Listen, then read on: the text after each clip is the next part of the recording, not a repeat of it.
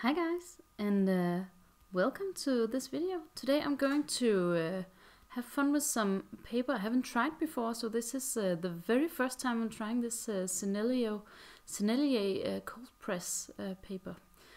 I just want to see how it behaves and works with different amounts of water and my painting style. And I thought I could film it and share it with you. And if you have any experience with this paper, I'd love to hear it. The shop didn't have my regular paper, which is so annoying because, you know, you have habits. But it's always good to try out new materials. So I'm giving it a go. And I'm just doing some imaginative flowers here. As you saw before, I sprayed the page a little with some mist spray. A water mist spray, and I'm just playing around with two colors today. It's a Paynes Grey, bluish tone, and a Burnt Umber. No, that's not correct. I am going to add another color later, a new Gamboge, but you'll see that when we get to it. For now, it's just the two Paynes Grey and Burnt Umber. And here I'm just laying down some small shapes. That's going to be petals of my flowers. And you can see this is very, it's almost abstract flower painting. And I'm just putting down water and just dripping in some color here and there, just to see how it moves and behaves on this paper. And at the moment I'm happy. It's moving quite nicely. Especially the technique with the mist spray is kind of fun to see how much it how much of the paint it'll kind of drag around in a pattern, or if it'll just soak down in the paper. At the moment it's looking really good. And I'm just using this one brush today. It's a number 9. It's a synthetic brush, but it behaves a lot like a regular natural hair brush. It's a Hayways brush. I love this brush. I'm just tapping my brush here to get some nice splatters, just a little bit for some texture. And here I'm just moving my brush to create some leaves. And you can see I just used the whatever was in my brush at the moment, which was the brown, I think. And then just added a little bit of the blue and letting it mingle all by itself, not touching it too much.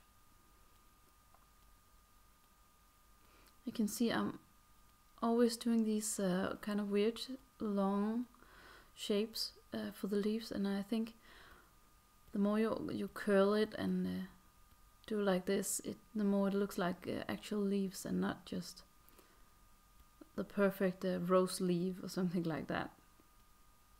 Just adding a little bit of stem here. Remember, it's still very wet on top of my paper. And I think I've made a mistake of just wetting the top part, but we'll see how it goes. Just adding my leaves here. I'm actually really loving how the leaf section of the painting is looking, but it does seem like two paintings at the moment, and we have to do something about that to just kind of get the composition a little tighter. I'm just adding more leaves here in the flower area. And the reason I'm doing this video is actually because yesterday on Instagram I shared that I was having the worst day ever, and I posted a picture kind of like this, same color palette and the same type of flowers, and you guys were so supportive, and it was I was so touched. I think there was like, I had 90 comments or something like that on the post, and everybody was just sending me virtual hugs and just sharing their own stories, and I was so touched. So to say thank you, I wanted to create this video. So hopefully you can at least get an insight in what I'm doing with these flowers, but maybe you'll try it and give it a go. You have no idea how much it meant to me, all those comments. It's like social media can be such an intimidating place. People can be super mean, but funny enough, on Instagram I discovered that people are so nice. Okay, I'm just adding some deeper tone of the Paynes Grey to get a little dimension in my flowers. I'm sorry I'm babbling. I should just tell you about the process, but I did want to share that I was so happy. Okay, just tapping along again, and also doing some splatters on the bottom of the page. And now I want to try to spritz this a little to kind of mess it up, because the top part is already very flowy and watery, and the lower part is very controlled. So now we're trying to do this. Let's see how that goes. Just removing some of the water. There you go. I kind of like that flow it gave it, but I think there's still something missing, and that's something to tie the top and the lower part together. So I just want to spritz a little more to see if we can kind of gather the two shapes. And I'm saying shapes, it's not shapes of course, but it's almost like sections of the top part and the half part. Now we can let it dry and come back to it when we are sure that it's completely dry, which it is now. And as you know, I haven't tried this paper before, and I'm both a little pleased and also a little annoyed here. That weird shape on the bottom right has some lines I'm not happy about, but I guess it takes a little time to get to know this paper, which is totally fine. And also the paint spread a lot on the top, where I had originally spritzed my water, so it's almost like a big blob of paint instead of flowers that just mingled a little. So that's a bit annoying, but I am just working my way into this, adding more petals here on top, using the same colors, and just keeping it light and not mixing too much on the page. Often I'm just painting with water and just dripping it in. Oh, and there was no paint there at all. Okay, I have to go in and do something. There you go. More paint. Isn't it amazing to just watch paint float? It's a weird thing, but I think it's amazing. And I have a feeling that a lot of watercolorists actually really enjoy that.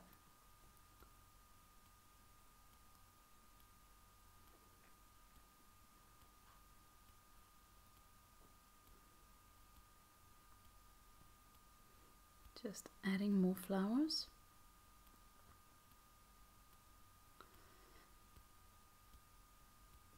And you can just really keep going, because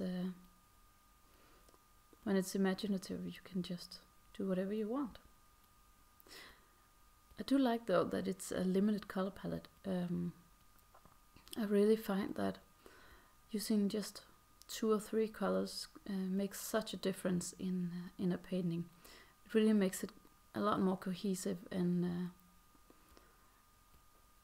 it's just more harmonious to look at. Especially when you're using weird shapes and abstract forms like these, it's a good idea to have less color. If you have like a landscape painting that's super realistic, of course you can use more colors, and that would make total sense. But here I think it's nice to just have the few. Here I'm just dragging a little bit of the paint into the water. We're going to do that more later. Just painting a little here on the leaves to get some more color. It did dry up pretty light.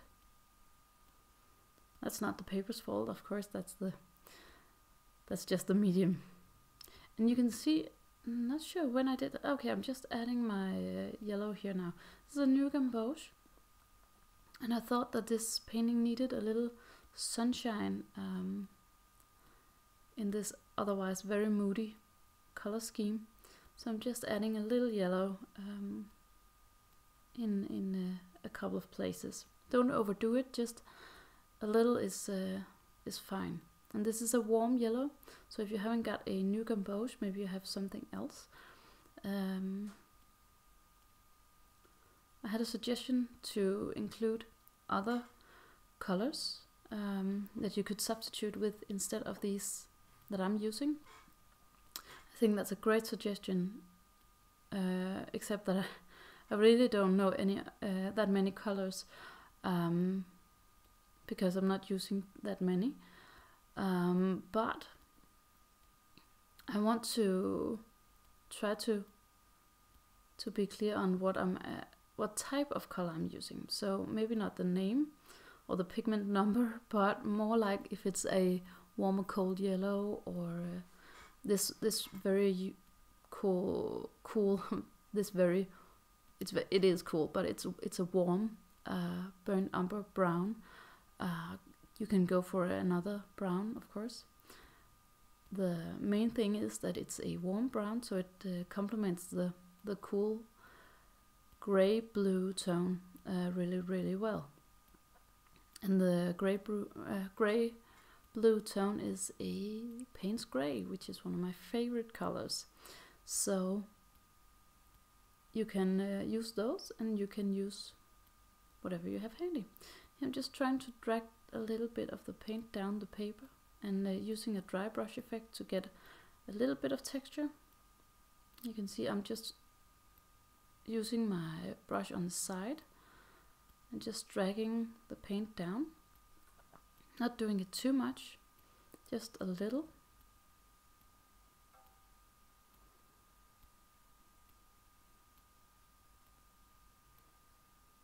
And I just want to add a little bit more stem.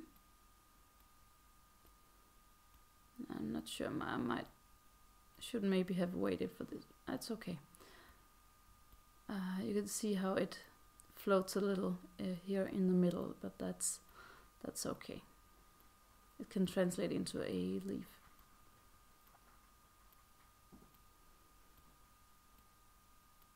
Float, it bled, of course, sorry.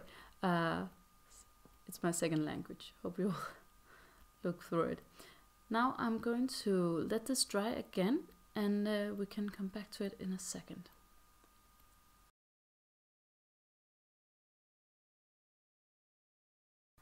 Now it's dry again, and you can see how light it turned out compared to before. And this means we are going to have to add even more layers, and that's totally fine. I think this actually dries up light. I'm not sure, but I think it dries up lighter than the other paper I usually use, which is a Canson Heritage cold press, also 300 grams. I'm not sure, but somehow it feels like it.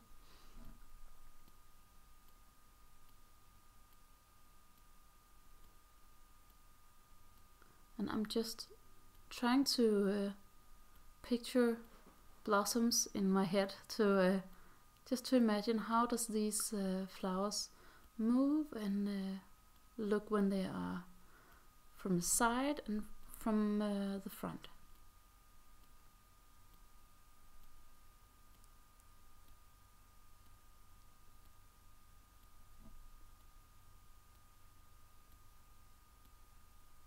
And of course you can have some reference photos of flowers next to you. That would make it easier. but sometimes it's good to, it's just more relaxing and more fun to not have references, because when you have a reference around, you can easily get caught in some details that are not necessary. So of course do what you feel is best, but I'm just pleased that I'm not having a reference here.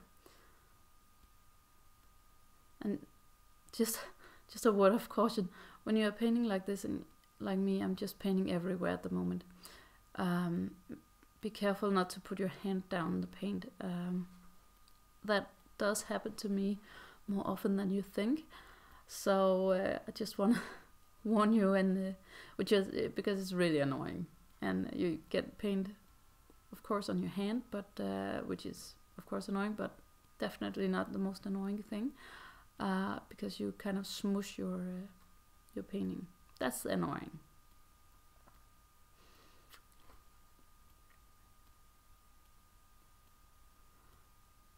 Yeah, I'm just adding a little more yellow to some of the new shapes.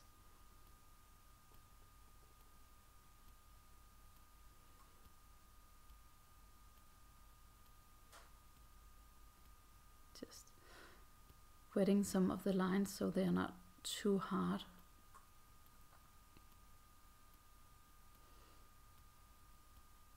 But you know, you can do almost anything you like here. I'm not completely happy with all of these shapes, but that's okay, of course. You can hopefully do something about it. I think I'm actually going into use a fineliner to finish off this painting in a bit. I think that might just give it that edge that I feel it needs at the moment. Not sure. Maybe not. Okay, I'm just doing an overlapping leaf here, so it's transparent, so you can see through it.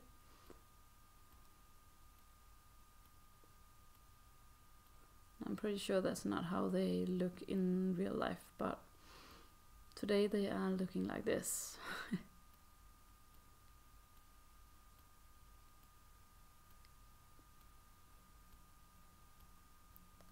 I'm actually kind of pleased with this, how this turns out. Never know when you begin to do a painting, right? It can go both ways, I guess. At the moment I'm waiting for a guy to come and fix my refrigerator, so I'm sitting here and looking out my window constantly, so I hope we are doing this undisturbed. So now I'm going in with my, sorry, just a little information there. I'm going in with my Fineliner, and this is a 0.1 Staedtler pigment liner. And I do like this brand, but the brand doesn't really matter when it comes to fineliners. The important thing is that it's waterproof. And that said, don't paint on top of wet paint. Don't draw on top of wet paint, because that will just make it stop working. I threw out way too many fineliners to admit it, because I used them on wet paint and I thought they didn't work. But if you just wait till the painting has actually dried, then you can totally use it. And just touch the painting, and if it's still cold, it's not dry enough. But if it's not, you can go ahead and draw whatever you feel. And I am going to draw the center of the flowers, kind of the small stamens, and just a little bit of detail on the petals to kind of define it a little. I do apologize here because I'm not sure how much you can actually see from my hand. Hopefully some.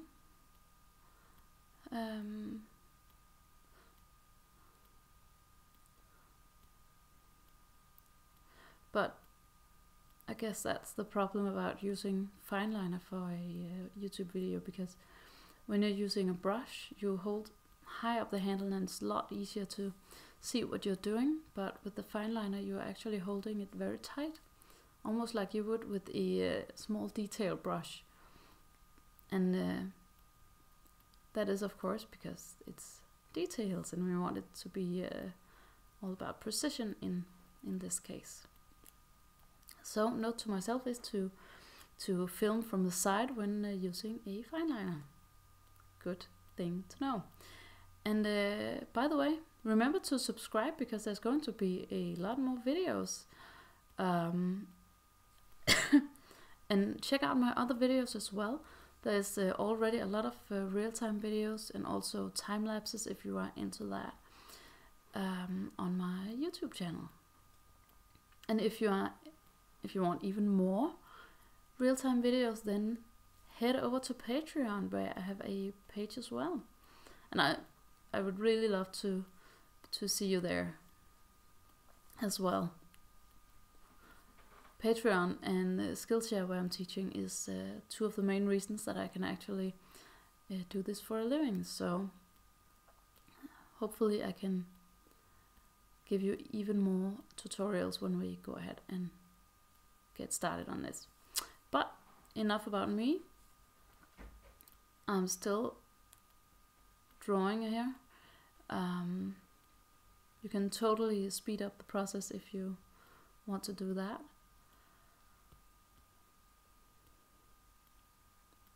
You can see I'm just defining some lines here, and I'm not drawing around the subject in any places. That would just be annoying to look at least not this, wouldn't be appropriate for this style.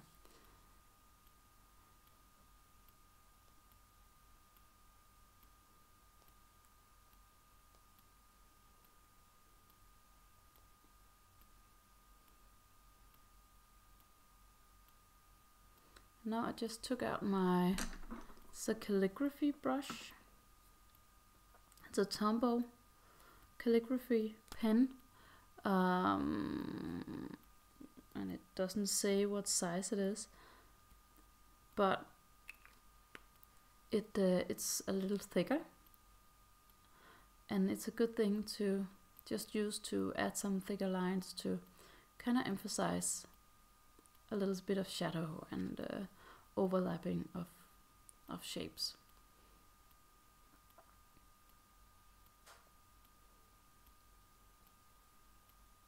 I guess the Fineliner wasn't that easy to see, but we all learn from our experiences, of course, and I learned something new besides from working this new paper.